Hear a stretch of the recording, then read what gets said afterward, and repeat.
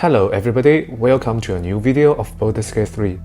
In this episode, I'm gonna share one of my multi-class builds for Divination Wizard, and we are gonna multi-class it with Eldritch Knight Fighter.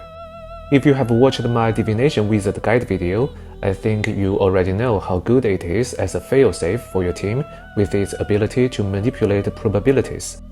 It has the ability Portent. Every long rest, you get 2 random d20 results that become one-time reactions in battles to change any attack roll or saving throw within 80 meters or 60 feet. They are fantastic when used to protect your team, but in this build, we are gonna use them for offense. So, this build I made is a Seer Knight kind of setting. It's a Spellblade tank that has great damage and utility capacities. It has 8 levels of Eldritch Knight and 4 levels of Divination Wizard. The core strategy of this build is about making sure to land every hit and land them hard. It usually only makes 1 attack each turn, which seems too few for a fighter build, but the damage output of this build is very stable, because you almost never miss the attack once you get your core ability. And each hit you land is gonna be very strong. The core spell we rely on is the Divination cantrip True Strike. It gives you advantage on your next attack roll against an enemy, as long as you still maintain concentration on it when you make that attack. Under normal circumstances, this cantrip seems useless. You need to use an action to cast it, and then make the attack in the next turn. And it only affects your first attack, not your extra attacks or offhand attacks, and you need to maintain concentration on it. If the enemies break your concentration before you make the attack, you waste 1 turn for nothing. So yeah, it is useless, but not when you play an Eldritch Knight. Eldritch Knight gets the ability War Magic at level 7, and that is, after you cast a cantrip, you can make a weapon attack using a bonus action instead of a standard action. With this, you can cast the True Strike on an enemy, and then attack them right away with an advantage. And since the concentration is spent right away, you don't need to worry about it breaking. So this means you are always attacking with an advantage, making it very hard for you to miss an attack. This also makes you more likely to trigger a critical hit. And because of this, though this build works well with Lae'zel, the best race for this build is actually Half-Orc, because they have the trait Savage Attacks. And that is, when a Half-Orc lands a critical hit with a melee weapon attack, they roll an additional damage die and add it to the total damage. Aside from the Eldritch Knight subclass, you have the Portent dice you get from the Divination Wizard subclass. So, on the rare occasions that you still miss an attack, you can use a high Portent die to land the attack. The low Portent dice can be used to make enemies miss their attacks. Well, the downside of all this is that you only make 1 attack each turn, because you don't trigger any extra attack when you make your attack with a bonus action. But even if you can, those attacks don't benefit from True Strike anyway. So to make this work, all we need to do is to enhance that single attack with as many sources as we can get. The first source we get is our weapon choice. This build uses a two-handed weapon, which has the highest damage capacity among all weapons. Normally, I wouldn't recommend two-handed weapons, because you can't equip a shield when fighting this way, and that makes your fight fragile. But that's not the case for an Eldritch Knight or a Wizard multi-class build, because you have the shield spell to significantly boost your survivability. This build can afford to use two-handed weapons. So, for the fighter's fighting style, of course we'll choose great weapon fighting. And that is, when you roll a 1 or 2 on the damage die from an attack with a two-handed melee weapon, that die is re-rolled once. This will nicely boost the damage you make on that single hit. The second source we get is the feat Savage Attacker. With this, you roll your damage dice twice and use the highest result, which basically is an advantage. The third source we get is the feat Great Weapon Master. It gives you a toggleable passive ability called All In.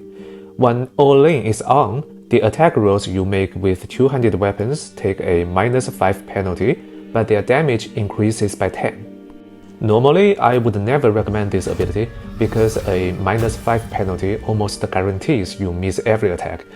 However, that's not the case when you always make your attacks with advantage. But still, When you meet some enemy with a really high AC, this is still too risky. Fortunately, we can untoggle all-in when attacking these enemies to trade some damage for precision. Okay, now let's talk about the leveling strategy. When to level into each class and what you can do in different stages of the game. From level 1 to level 8, we'll be leveling up in the fighter class to get our core abilities ASAP. When originally allocating ability scores, we give the major bonus to strength and bring it all the way up to 17, which is the highest possible for now. We'll eventually get it to 20. This is to maximize our attack rolls and weapon damage. And it also allows us to carry a heavier load, which is important for a build wearing heavy armor. Then we give the minor bonus to Constitution and bring it up to 15. We'll later get it to 16. This is to increase our hit points and thus our survivability on the front line. This also increases our Constitution saving throws, and since we are starting as a fighter, we have a proficiency bonus on Constitution saving throws, which is a +2 for now and will eventually become +4 at level 9. So our effective Constitution is even higher than 16 when making saving throws. Then we forego 2 Charisma to bring Wisdom to 14. Wisdom makes you better at sensing danger and noticing hidden things, which is valuable when exploring, and it also makes you hard to control by the most powerful control spells in the game. We leave Dexterity unchanged at 10 to get as much initiative roll as possible. We are not gonna get any bonus to our AC from Dexterity because heavy armor forbids that, so it's not very beneficial to raise your Dexterity above 10. We also leave Intelligence unchanged at 10 so that it doesn't limit the number of wizard spells we can prepare. Right at level 1, we can choose Great Weapon Fighting as our fighting style and deal higher damage with two-handed weapons. And since we start as a fighter, we can wear heavy armor right from the beginning. At this level, the fighter class also gives us a healing ability called Second Wind. It's a bonus action that heals us for a 1d10 plus our fighter level. We can use it once after every long or short rest. At level 2, we get the ability Action Surge, which gives us a free action. Action Surge can be used once after every long or short rest, and we usually short rest after every battle, so basically we can use Action Surge in every battle. At level 3, we get to choose into the Eldritch Knight subclass and get our first subclass ability, Weapon Bond. With this, we can ritually bind our weapon. It can't be knocked out of our hand, and it automatically returns to us when thrown. For the Eldritch Knight cantrips, first we choose True Strike, of course, but at this point we are not gonna use it yet because it's too inefficient without our second ability. Besides True Strike, we choose Light to illuminate things and see the surroundings more clearly. For this build, I recommend you cast it on your own weapon because you always run to the front line to engage the enemies. This way you can always illuminate the enemies and make it easier for your teammates to land their attacks. This effect lasts a whole day, so you only need to cast it when the day starts. At Eldritch Knight level 1, we can learn 2 wizard spells from the Abjuration and Evocation schools. First, we choose Shield, a must-have for any wizard or Eldritch Knight build. It's a reaction that gives you another 5 AC when you need it, making you harder to be hit. Remember to untoggle your opportunity attack, in case you waste your reactions on that and can't cast your protection reactions. Then we choose Protection from Good and Evil. This will be the spell we concentrate on before we start using True Strike. This spell gives you protection against any outsiders and undead creatures. These enemies will have disadvantages when attacking you, and they cannot charm, frighten, or possess you. This will increase our survivability before we get better armor. Then, at Eldritch Knight level 1, you can choose an extra wizard spell from any school.